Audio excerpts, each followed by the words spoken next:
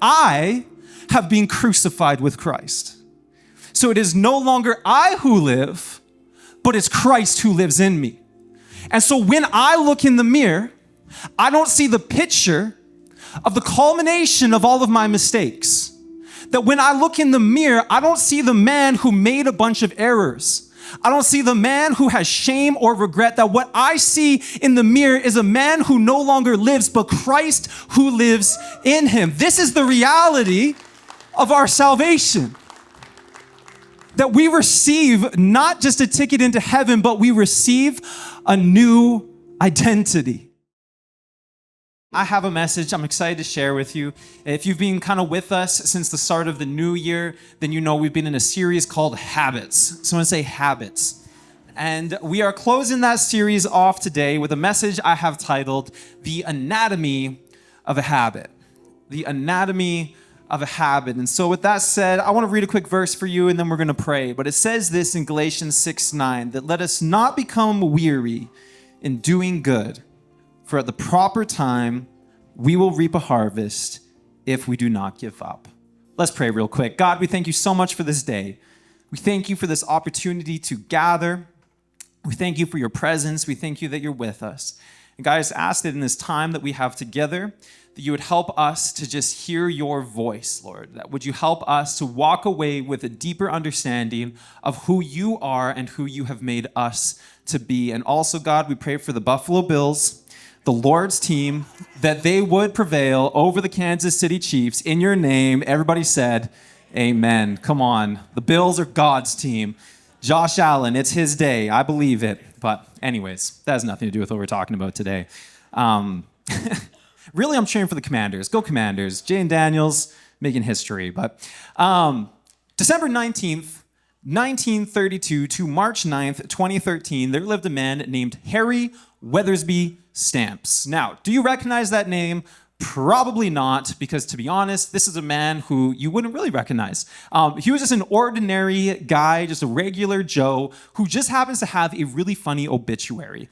And I know that's a little bit dark, but I wanted to read it for you today, because I stumbled across it this week, and I thought I would share it with you this morning. So it says this, that Harry Weathersby Stamps was a ladies' man, a foodie, a natty dresser, an accomplished traveler.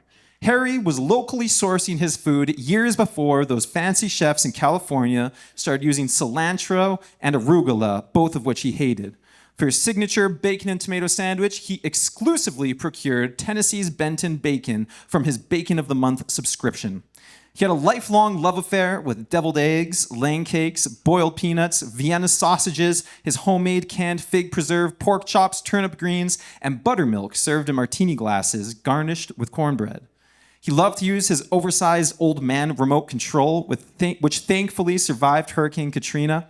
Harry took fashion cues from no one. His signature everyday look was all his, a plain pocketed t-shirt designed by the fashion house Fruit of the Loom, and his black label elastic waist shorts worn high above the navel and sold exclusively at the Sam's on Highway 49.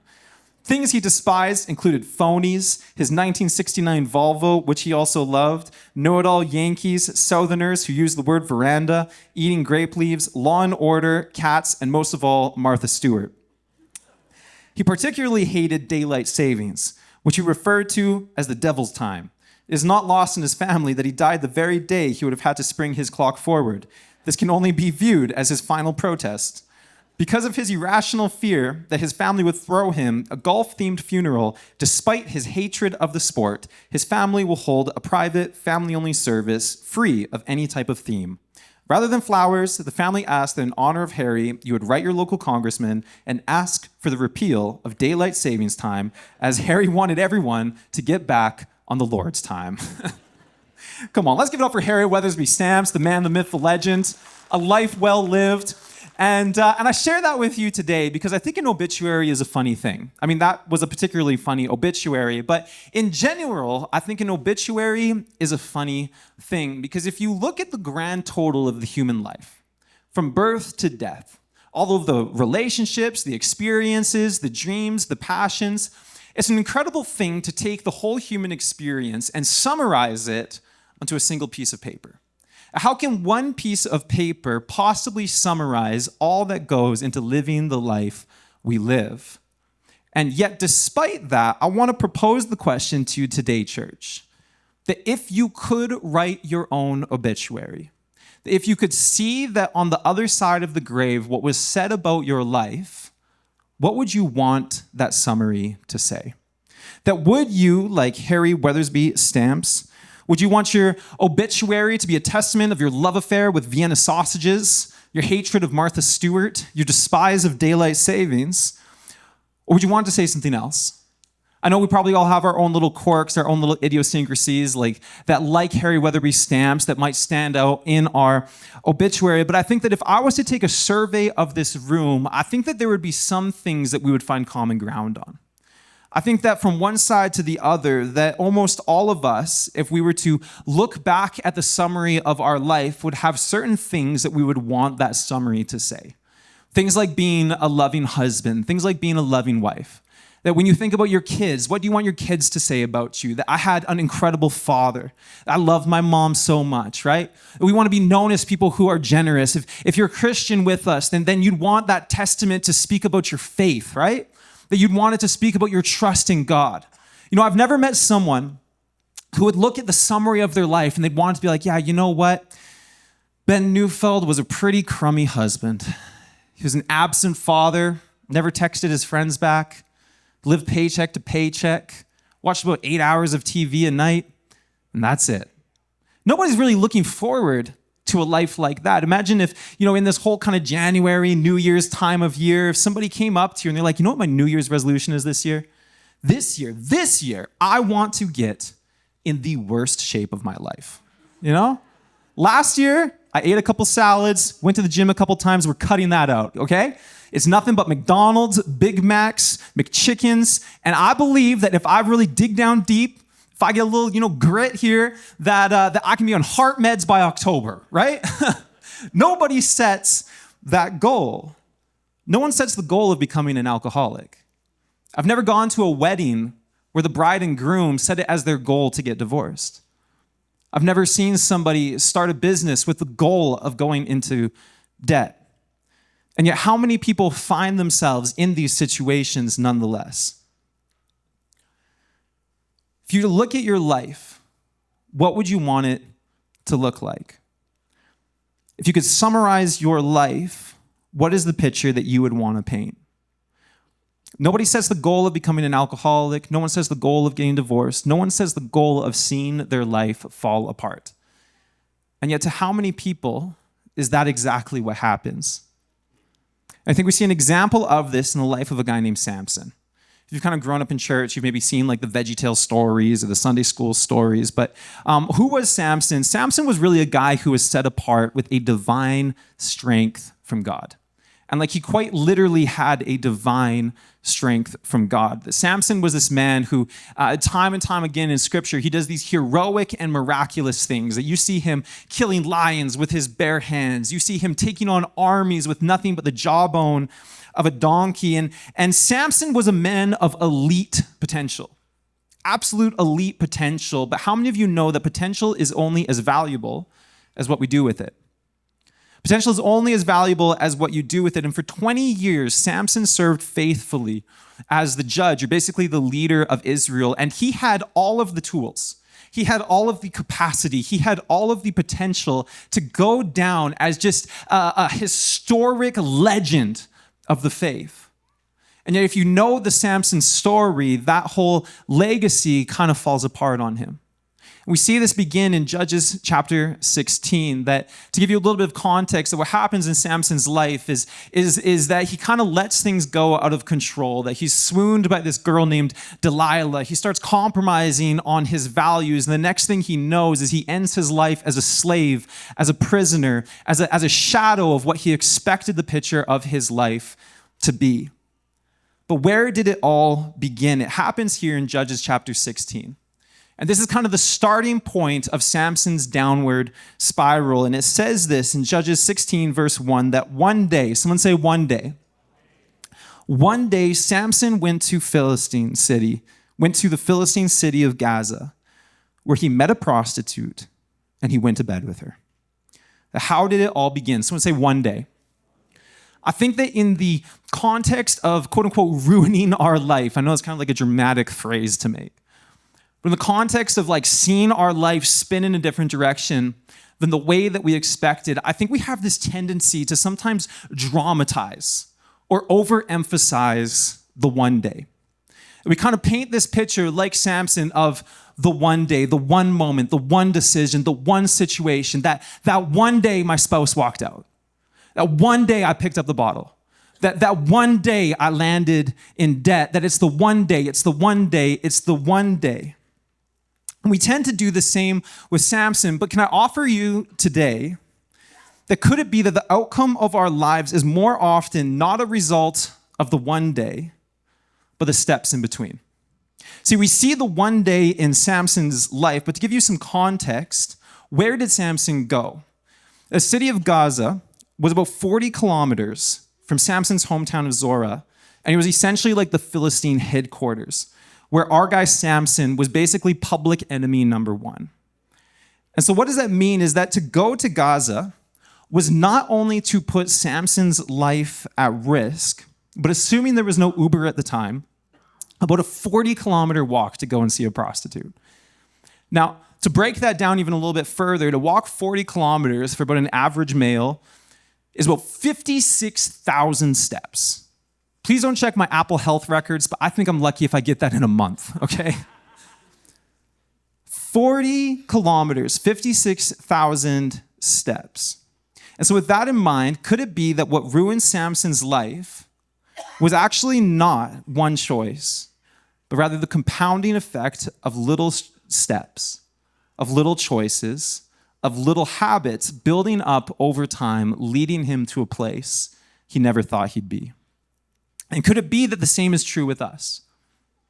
That how often does one end up divorced? How does one end up in addiction? How does one end up with a very different life than the one they had in mind? That could it be that the genesis of a fall is more often than not, like Samson, not dependent on a one-day moment, but 56,000 little steps, 56,000 little choices, 56,000 little habits leading us to the doorstep of our downfall. See, I think of habits kind of like this. Guys upstairs, you can play that video for me. And when I'm scrolling, sometimes I come across videos like this all the time. I think they're really cool. I'm not much of an artist myself. It's one of those hobbies I just like to watch other people do instead. But I think it's interesting because what you can see in this is the way that a painting takes place. And what I've never seen an artist do, or at least a good artist do, is just take a can of paint and throw it at a canvas, right? And then walk away and be like, look at my masterpiece, right? How is a painting made? How is a work of art made? How is a bunch of ducks made? One stroke at a time. And you can see that in a painting like this, a work of art is never made by a single brushstroke, but every brushstroke matters. You watch an artist paint, and what do you see is the compounding effect of line upon line, of color upon color, of stroke upon stroke, working together to create a masterpiece, or in this case, ducks. And so, be it a picture of purpose and passion, be it a picture of shame and regret, be it a protest against daylight savings, the question becomes that what life are the culmination of your habits building towards? And maybe more importantly, is it a picture, is it a painting of the life that you want to live?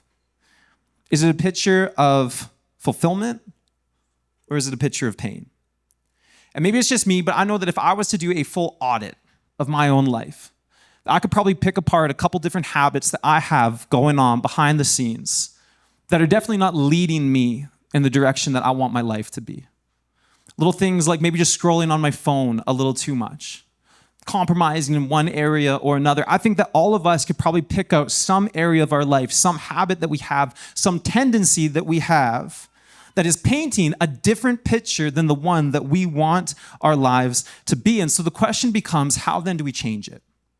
How then do we change it? I think about it kind of like this. I kind of think about it like a doctor. Not that I am a doctor, ever will be a doctor, ever was a doctor, but I have watched about 9 seasons of Grey's Anatomy. So I have some experience, mostly Netflix-based research. And in my Netflix-based research, one of the things I've learned about people who practice medicine is, like, obviously they learn a lot, they know a lot, they go through a lot of classes, but one of the first foundational things that they'll teach you in med school is anatomy, right? It's literally in the name of the show, Grey's Anatomy. And what is anatomy? Anatomy is a study of how the human body works. And why is that important for a medical professional? Why does it matter for a doctor to know how the human body works? I think it's because you can't defeat what you can't define. And so in order to diagnose when something is working wrong, you first need to lay a baseline of how it's supposed to work right. I kind of think about, like, my mom slipped on ice the other week, and this was a couple weeks ago before Christmas, and she fell and she hurt her arm. And so she went to the hospital, she got x-rays done, and the next day she sent us her x-ray results and she was showing them to us. And I just happened to be with my father-in-law at the time, who is a doctor. And I'm looking at this x-ray and I'm like trying to decipher. I'm like, I don't even know what part of the body this is. Like, where's the hand? Is that a foot? Like, what the heck am I looking at? And I show it to him and he takes just like the briefest glance, just a tiny little glance. And he's like, oh yes, it's a distal fracture of the radial something or another. And I'm like, I thought it was just bones. I have no idea what you're seeing. But why is it that the two of us can look at the exact same image and see something so different? The difference is that he can diagnose what's wrong because he knows how it's supposed to look right. We can't defeat what we can't define. And I say that because I believe that the same is true in the context of habits. That we all have patterns in our lives, that we wouldn't consider to be a healthy picture of the life that we want to paint. And so maybe, just maybe, in order to diagnose a broken habit, we need to first understand the framework. We need to understand the foundation. We need to understand the anatomy of what a healthy habit is. And so with the time that we have remaining, I want to give you 4 points today of what is the anatomy of a healthy habit. What is the anatomy of a healthy habit? And point number 1, I believe a healthy habit starts with this. Number 1, consistency. Consistency. What is consistency? Consistency is what you do consistently. It's a really awful definition, but it's true. What is consistency? I like to think about consistency like this. Consistency is not what you do one day. Consistency is what you do daily. Consistency is not what you do one day. Consistency is what you do daily. I kind of saw an example of this the other day. My dog Carl is the most routine thing that you'll ever meet, right? And every night, he and I have this little tradition, is that every night I drink a cup of tea. And then when I'm finished my cup of tea, I put my mug down and I get up and me and Carl go outside for a final pee. He pees, I don't pee. I do that inside. Just to clarify. But it's funny how routine, if you have a dog, it's funny how routine dogs are, because he will just hear me put my cup down. And he knows. He's like, where's my time? I've been waiting for this all day. Woo! It's the little things in life, right? And he gets so excited. And we go outside, and every single day, Carl will go to the same spot. He'll smell the same thing. He'll do a couple of like loops. He always does the little circle thing. And then he pees. And the other day, it kind of threw us off because there's this like massive, massive pine tree on our neighbor's like other side of the road. And the other week, they chopped that tree down. But what they didn't know is that that was Carl's pee tree. And so that night, Carl and I go outside, and it was funny. It was actually like he was panicked. He was like, where do I go pee? Where do I go pee? And it like totally threw him off, and it took him way longer than it should have to go to the bathroom because his pee tree was gone. And I say that because what was wrong with Carl is that his pattern got interrupted. His routine got interrupted. Why was that such a big deal to Carl? Because it was an area of his life in which he was consistent. I know it's a funny example, but I think that consistency is important. Not just so that your dog knows where to pee each night, but I even see it in our young people. You know, I've been working with our teenagers here for almost 10 years, and in that time, I have seen thousands of young people come through these doors. And I've seen a lot of different teenagers in a lot of different frames of life. And the ones who I see who have the best head on their shoulders, who are making good decisions, who are strong, who are confident, who are secure, are not the ones with perfect parents. I don't think I've met a perfect parent. But they're not the ones with extravagant parents. They're not the ones who have parents that take them on a certain amount of vacations every single year. They're not the parents who live within a certain wealth bracket. The teenagers that I see doing the absolute best are the ones with consistent parents. The parents who show up day after day, who they know that they're going to get picked up. They know they're going to be at their sports games. They know what they're walking home to each night. They come through the doors after school. They know what to expect. They know the routine. They know the boundaries. They know the rules of the house. Why? Because the parents are not perfect, but the parents are consistent. Consistency speaks. Consistency matters. And I think that in the framework of a healthy habit, in the context of anatomy, I kind of think of consistency like our skin. Okay, what is the purpose of the skin on your body? Not to get weird about it, but our skin is how we interact with the world, right? Our skin is the thing that we see on the surface, and more than that, your skin is the thing that protects your body. Your skin is the thing that guards your body from what's coming in and what's going out. And in a similar way, I believe that consistency does the same, that like our skin, consistency is a covering. Consistency is a covering. We see this in the life of Jesus. In the book of Luke, chapter 22, to give you a little bit of context, this passage takes place on the night that Jesus was betrayed. And literally just hours after these events take place, a litany of soldiers is going to arrive on Jesus. They're going to chain him up, tie him down, and lead him to the cross. And despite that, what does Jesus do, knowing that this is coming? It says this in verse 39, that he came out and he went, as was his custom. As was his custom, to the Mount of Olives, and his disciples followed him. And when he came to the place, he said to them, "Pray that you may not enter into temptation." And he withdrew from them about a stone's throw, and he knelt down and prayed, saying, "Father, if you are willing, remove this cup from me. But nevertheless, not my will, but yours be done." And there appeared to him an angel from heaven, strengthening him. Strengthening him. Why? As was his custom. As was his custom, as was his routine, as was what he did consistently.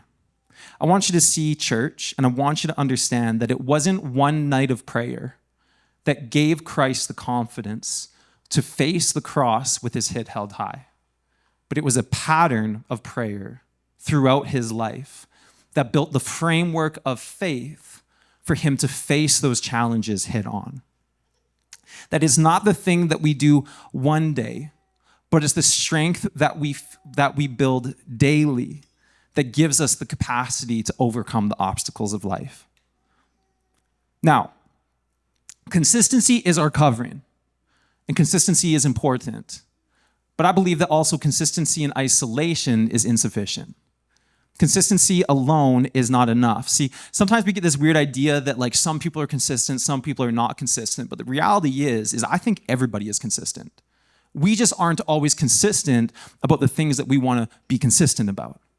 That maybe you are consistent, but what you're consistent in is that you're consistently rude. Or maybe you are consistent, but you're consistently late. Or you're consistent, but you're consistently snacking. See, consistency in isolation is insufficient to build healthy habits in our lives. That consistency, by nature, it needs something more. See, the struggle with consistency is that often what we do consistently is what we do unconsciously. That usually you're doing something consistently because you aren't thinking about what you're doing. And so we need something behind our consistency, giving us guidance, giving us direction. And this is where point number 2 comes in. So the first point is consistency, but the second piece of the anatomy of a healthy habit is this: intentionality. Intentionality. See, in the anatomy of a habit, if consistency was the skin, I like to think about intentionality kind of like the muscles. What is the role of a muscle in my body? Is that I may have an idea of how I want my hand to move. I may have an idea of how I want my arm to move. But ultimately, it's the muscles giving it direction. That ultimately, it is the muscles creating the movement. It's ultimately the muscles causing the guidance. It says this in 1 Corinthians 9, verse 24, that do you not know that in a race all runners run, but only one receives the prize? So run how?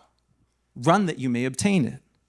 Every athlete exercises self-control in all things. They do it to receive a perishable wreath, but we an imperishable. So I do not run aimlessly. I do not box as one beating the air. What is Paul saying in this passage? That consistency without intentionality is a fruitless pursuit. Consistency without intentionality is like running a race and not knowing where the finish line is. That yeah, I'm running, yeah, my feet are moving. I've got one step in front of the other, but I have no idea of where I'm supposed to go. That what does intentionality do? It sets direction, it gives guidance, it leads the way for our consistency. I don't know if you ever do this, but you ever just like get in your car and you start driving on autopilot? You don't really think about it. You just get in the seat and the next thing you know, it's just like you're in a fugue state and then you're home, right? I remember a couple of months ago, Laura and I, we cleared out all the clothes in our closet. We did the big closet purge. And so we had these big bags of clothes that we're going to take to the donation center. And so I threw them in the back seat of my car with this intention of like, okay, on my way home from work, I'm going to make a little detour. I'm going to drop these things off. It took me over a month to finally drop those clothes off. Not because I didn't want to, but because every single day I would get in my car after work and I would sit in the driver's seat and I would zone out. And then the next thing I know is I'm pulling up on my driveway and I look behind me. I'm like, oh, Ben, you did it again, right? Why? Because I drove consistently, but I didn't drive intentionally. It says this in Proverbs 14:15, that the simple believe everything, but the prudent gives thought to his steps. What is intentionality? It is simply giving thought to your steps. That, like I said before, often what we do consistently is what we do unconsciously.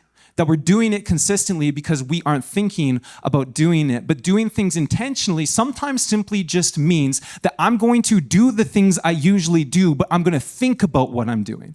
I'm going to give thought to my steps. It's living life not in purpose, but living life on purpose. That I live the way I live and I take the steps I take because I have the end goal in mind. I think that God has too high of a call. I think that God has too many things that he wants to do through his people and do through his church for us to live our lives on autopilot. And so all that to say is that it's simple, but that doesn't mean it's easy. See, I think we still have to go a layer deeper because there's an issue with intentionality. Is that the reason I think often we aren't intentional is because the things we have to be intentional about are usually the things that we don't want to do, right? I don't have to intentionally go to McDonald's. I can just do that free will. That's just easy peasy, lemon squeezy, right? For me to go get a Big Mac after church today, that's easy for me to do. I don't have to be intentional about it.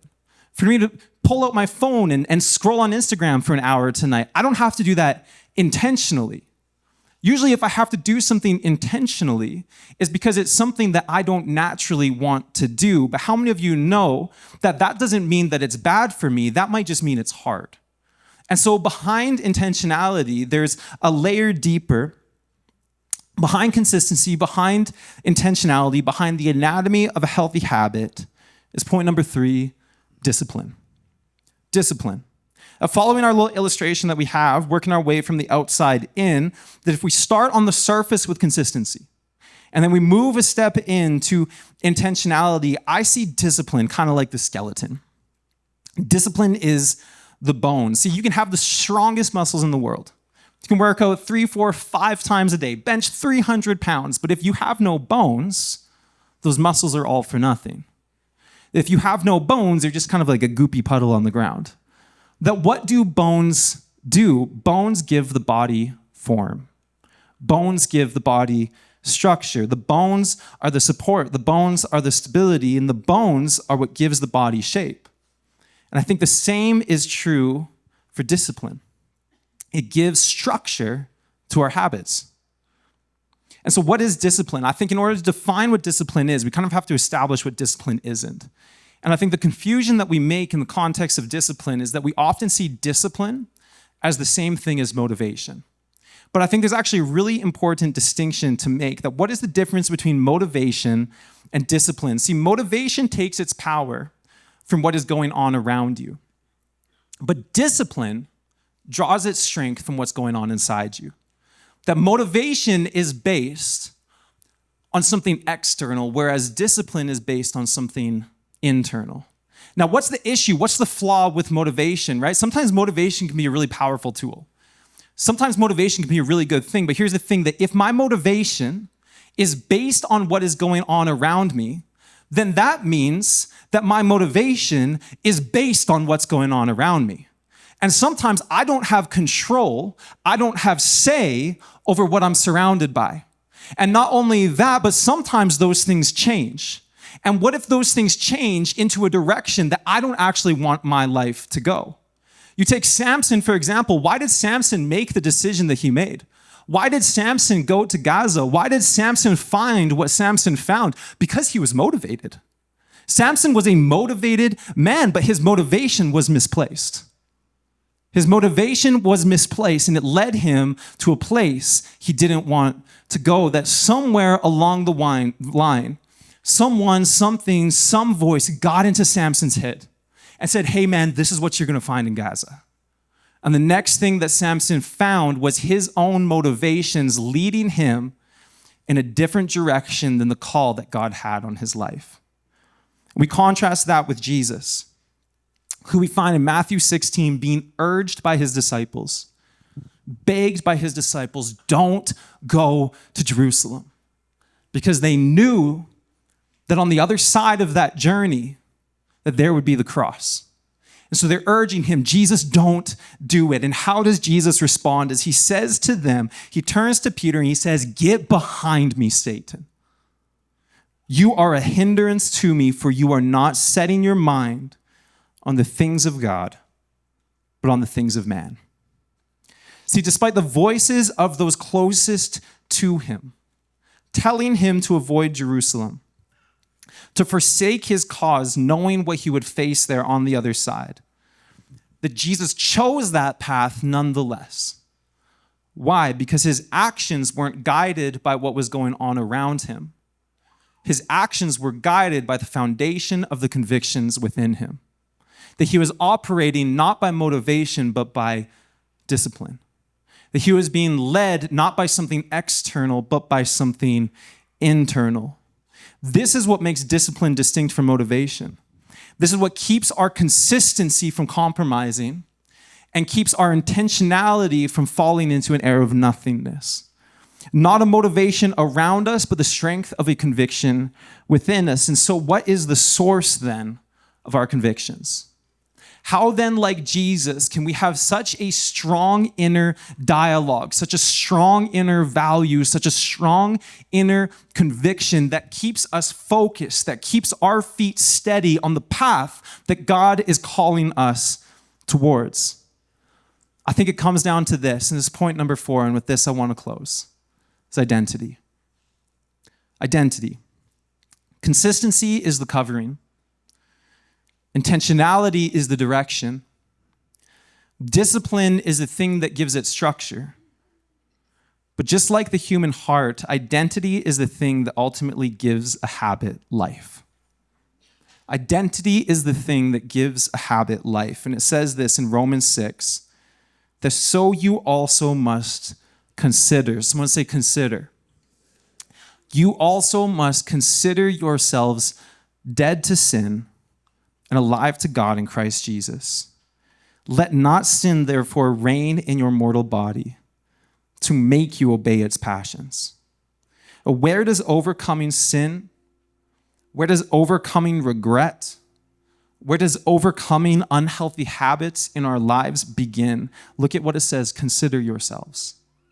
Consider yourselves. You see, I believe the single greatest metric of human behavior begins with the way in which we see ourselves. That's the foundation. It's the framework. It's the blood into our body.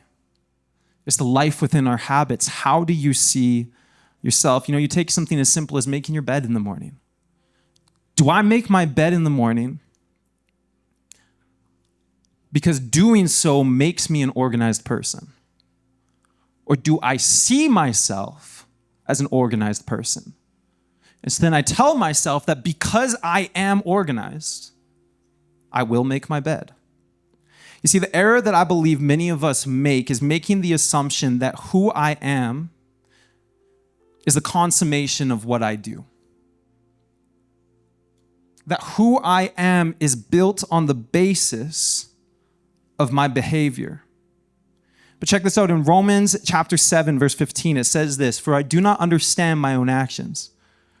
For I do not do what I want, but I do the very thing I hate. Now, if I do what I do not want, I agree with the law that it is good. So now it is no longer I who do it." Hear me in this. It's no longer I who do it, but sin that dwells within me. But what is Paul saying in this passage? Paul is drawing a line. Do you see that? He's creating a distinction. And he's not excusing our actions. He's not saying that there's not consequences to our behavior. But he's drawing a distinction between what you do and who you are. That yes, you failed on that thing, but you are not a failure. That yes, you made a mistake in that area of your life, but that is not the reality of your identity. That what is Paul doing? He is creating a divide. He is drawing a line, a standard between what we do and who we are. I want you to realize, church, that this is where habits begin. This is what gives our habits life, not just our consistency and not just our intentionality, not just our discipline. That this is what makes the Christian life unique, is that our salvation is built on the basis of not just a ticket into heaven, but the miracle of the new life is just that. It is a new life. That the finished work of the cross means that you are not just at peace with God, but that he has given you his Spirit. That he has intertwined your life together with his. Check this out. It says this in Galatians 2:20, that I have been crucified with Christ. So it is no longer I who live, but it's Christ who lives in me. And so when I look in the mirror, I don't see the picture of the culmination of all of my mistakes. That when I look in the mirror, I don't see the man who made a bunch of errors. I don't see the man who has shame or regret. That what I see in the mirror is a man who no longer lives, but Christ who lives in him. This is the reality of our salvation. That we receive not just a ticket into heaven, but we receive a new identity. This is good news, church. Because I believe that there are some of us who have walked through the doors of this church, and the person that we see in the mirror when we wake up in the morning is not a person that we are proud of. That what we see in the mirror is a man who made mistakes, is a woman who made failures. And what we may see in the mirror is shame, regret, bad habits, falling short. But I want to assure you today that when God looks at you, he sees his son. He sees his daughter. And it says this in 2 Corinthians 5:17, that therefore, if anyone is in Christ, they are what? A new creation. They are not the sum total of their bad habits. They are not what is written on the paper of an obituary. They are what? They are a new creation. That old has passed away, and behold, the new has come. This is good news, church. That God has a plan on your life. And despite the outcome of how yesterday may have gone, you have an opportunity for a fresh start right here, right now.